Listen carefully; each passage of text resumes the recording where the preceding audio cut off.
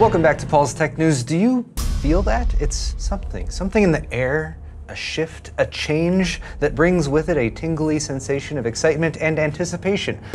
Perhaps it is because we are poised upon the precipice of product launches aplenty, with AMD kicking things off no sooner than tomorrow with their official Ryzen 7000 series and AM5 platform announcements via a much anticipated live stream. Perhaps it is because the summer winds that came blowing in from across the sea have lingered a bit too long and gotten a tad stale, while definitely being too warm for comfort. Much like the string of unconfirmed leaks and rumors that we've been forced to rely upon for new information for the past 6 months. Or perhaps I just wanted to take a break from the long-winded intros I often conjure up and just lay out some easy fart jokes for Editor Joe to embellish while he giggles to himself with glee. Just doing our best to keep things classy. Excellent! Today's video is brought to you by Kioxia's family of NVMe SSDs, featuring their latest BiCS 3D flash memory. The BG5 now supports PCIe 4.0 and is still available in the incredibly small M.2 2230 form factor, so it's a great fit for gaming PCs, laptops, and compatible handheld gaming devices. And for enterprise or hyperscale data center use, the CD7 and XD6 feature the new EDSFF, or Enterprise and Data Center Standard form factor, for ease of integration, while the CD7 supports PCIe Gen 5 for maximum performance when paired with the latest AMD EPYC or Intel Xeon server hardware. For more on Kioxia SSDs, click the sponsor link in the video description. So I hope you're as excited as I am for AMD's big announcement live stream tomorrow. That's Monday, August 29th at 4:00 p.m. Pacific time, or 7 p.m. Eastern, or 11 p.m. UTC. We'll hear from AMD CEO Lisa Su and CTO Mark Papermaster, and it will be streamed live on AMD's YouTube channel. Officially, we will be hearing details on the latest Zen 4 architecture that powers upcoming AMD Ryzen processors and the all-new AM5 platform, which probably means we'll finally get confirmation of what the Ryzen 7000 series CPU launch lineup will be, as well as basic specs like core and thread counts, cache sizes, frequencies, and perhaps even pricing. Launch dates will likely be revealed too, which have been rumored to be September 15th or possibly September 29th, but at the very least AMD has promised before the end of 2022, which provides them with a little bit of wiggle room. We'll probably see a slew of new AM5 motherboards as well, with the new LGA 1718 socket. In fact, we've already seen quite a few this week, which I'll come back to in a moment. AMD confirmed 3 chipset variations back at Computex. The boards we've been seeing so far have mostly been the top-end X670E, with the E for extreme, although there should be basic-ass regular X670 boards coming soon too, as well as the more budget-oriented but quite popular B variant, B650 for this generation, which likely won't debut until early 2023. Additional info might be offered to us as well. I'd love to hear about overclocking potential for the 7000 series, and while it doesn't seem like 3D V-cache variations of the CPUs will be coming anytime soon, we do expect that AMD has those in the works, and gamers in particular would be keen for more info about them too. One thing I am looking forward to is transitioning away from relying on a handful of Twitter leakers to provide us with more pre-launch info, which can be intriguing, but is also rife with inaccuracies and speculation. Confirmed data from the manufacturer is much more reliable, but here's one last dose of leaks before AMD sets us straight tomorrow. At 9550Pro on Twitter says that engineering sample versions of the 6-core 12-thread 7600X have gone up for sale on Chinese flea market website Goofish for the bargain basement price of 9,999 yuan, or about $1,450 US. Perhaps a bit steep considering that these early engineering samples only hit 4.4 GHz max, which is 300 MHz slower than the 7600X's anticipated peak turbo speed of 4.7 GHz. That, and you'd need an AM5 motherboard just to use it, which is likely just as hard to come by pre-launch. We also have some purported Cinebench R23 scores from the infamous Greymon 55, as well as a rumor from Harukaze 5719 that Ryzen 7000 series CPUs are having issues completing the CPU-Z benchmark. That aside, videocards.com was kind enough to chart this unverified info, along with unverified leaks of Intel 13th gen CPUs, so we can get a somewhat satisfying visual visual comparison. Keep in mind that these Ryzen 7000 series CPUs are the 6-core and 8-core versions,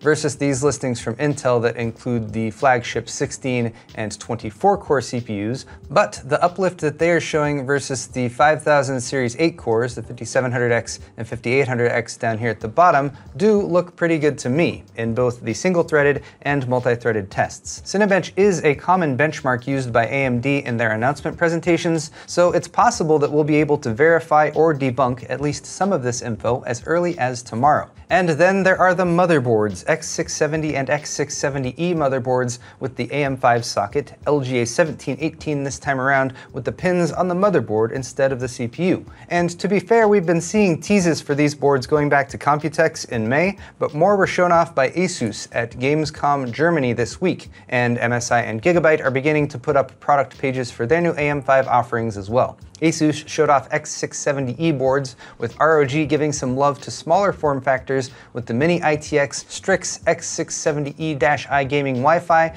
and the Micro ATX Crosshair X670E Gene, a format which has been missing from the ROG lineups for quite some time. There was also the full-sized Crosshair X670 Hero and Extreme, which were shown off and partially disassembled by Roman, aka Der Bauer, as part of his Gamescom coverage. MSI has a landing page and a teaser video up for their MEG X670E Godlike, with lots of PCIe 5.0 connectivity for next-gen SSDs, 10 gigabit LAN, and a lot more. And Gigabyte also has website entries for at least 3 of their upcoming boards: the X670E Aorus Master, the X670E Aorus Extreme, and one regular X670 board without the E, the X670 Aorus Elite AX, which hopefully means there will be at least one reasonably priced AM5 board coming out, since I'm fully anticipating most of these other ones I've shown today to go for $400 or $500 or more. Motherboards are expensive in 2022. Oh, and don't forget to save some cash for a new kit of DDR5 memory too. If you're worried about the upgrade cost of getting yourself set up on AM5 though, maybe distract yourself with some PC hardware that you can't actually buy, like the Intel Arc A770, which doesn't even have so much as a rumored launch date yet, but that doesn't seem to hinder their marketing team's enthusiasm for letting us know that they will go up for sale eventually.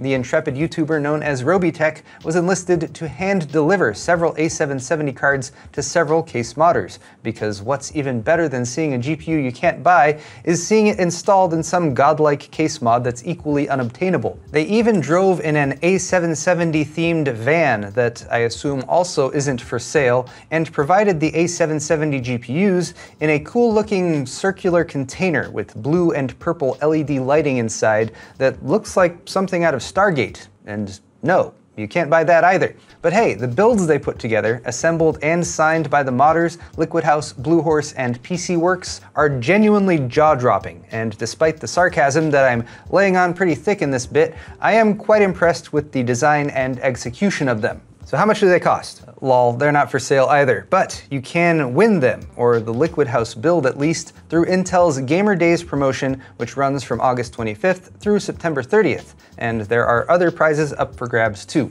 I just hope this promo doesn't turn out like the Arc XE-HPG scavenger hunt they ran back in March 2021. You guys remember that? Because the 300 winners from that giveaway, who were supposed to receive an Arc A750 or Arc A770 GPU, haven't received their prizes yet, since, you know, those GPUs still haven't launched. And instead, those winners have been offered a 12600K or 12700K CPU, which isn't quite as exciting. How about NVIDIA though? Any updates there?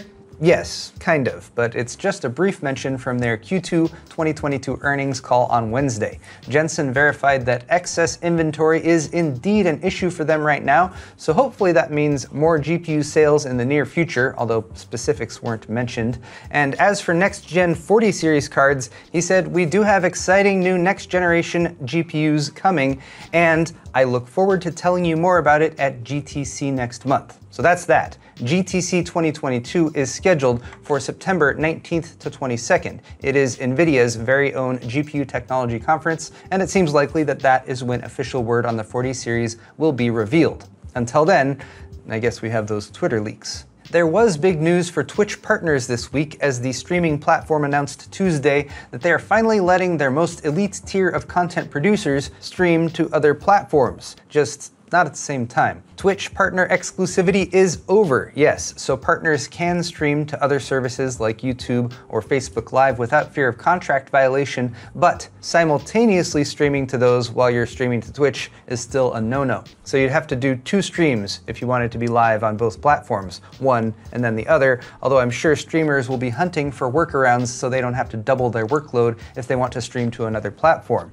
You can dual stream to services that aren't web-based Twitch-like services that support streaming for extended periods though, so TikTok and Instagram Live are still okay.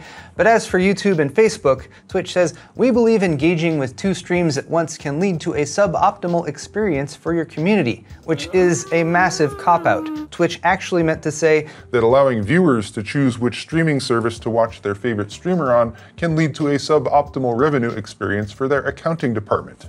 Fix that for you, Twitch.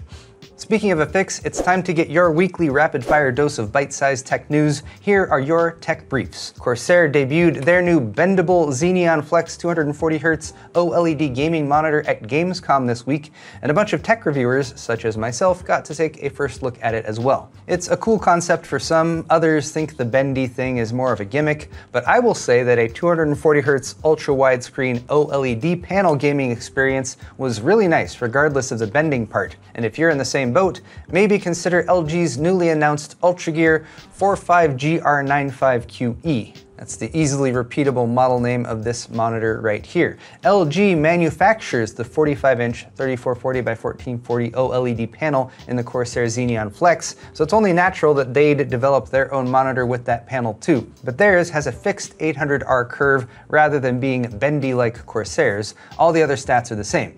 This could also give us a comparison to see how much of an upcharge Corsair wants for the bending feature in their monitor, but unfortunately no word on price yet for either one. We do have a price for the new LTT backpack though. It is $250. And it comes with the bonus feature of damaging the street cred you built up over a 10+ year career on YouTube. If you've been following the drama over the past week or two, you might also know that the backpack now comes with a warranty. GamersNexus rebuffed the LMG approach to providing warranty coverage for their merch in a hardware news spot 2 weeks ago, and then they followed up Wednesday to tell Linus and company formally that they are no longer in the YouTube Friends group and have been moved to the Manufacturers We Have Zero Trust In group in the GN Rolodex. Personally, I give zero fucks about this whole thing. Let's move on. Something you may give a fuck about, or at least something that might cause you to utter a few choice expletives, is the breach over at LastPass that was made public Thursday. LastPass is a password management service used by more than 33 million people,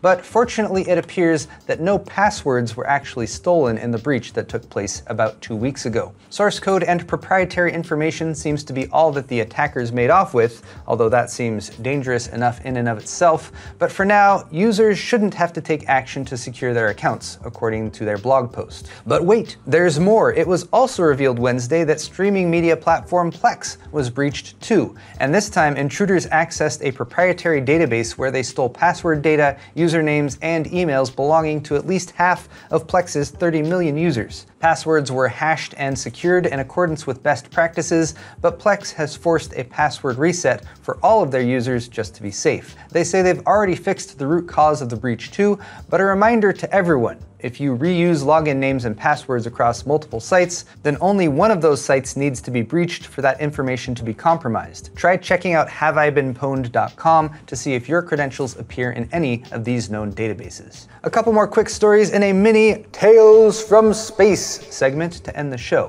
AMD isn't the only one with a big launch event tomorrow. NASA's Artemis 1 moon mission is currently go for launch, also tomorrow, August 29th at 8:33 a.m. Eastern Time, although backup dates are also set for September 2nd and 5th if conditions aren't ideal. It's the first launch of NASA's Space Launch System, or SLS, which can carry a 59,000-pound payload into lunar orbit and beyond. Tomorrow it will carry an unmanned Orion capsule, which will spend 42 days traveling 1.5 times around the moon and venturing out farther than any spacecraft built for humans has ever flown before returning to Earth. If all goes well, a second mission dubbed Artemis 2 will carry 4 4 astronauts into space, which is currently planned for May 2024. That should just about get us to level 1 on the Kardashev scale, I think. Now, I don't usually like to end the show with something dark and scary, but this week I discovered perhaps the darkest and scariest of things that exists. What a black hole sounds like. NASA Exoplanets on Twitter shared this unnerving and soul-destroying sound with us all.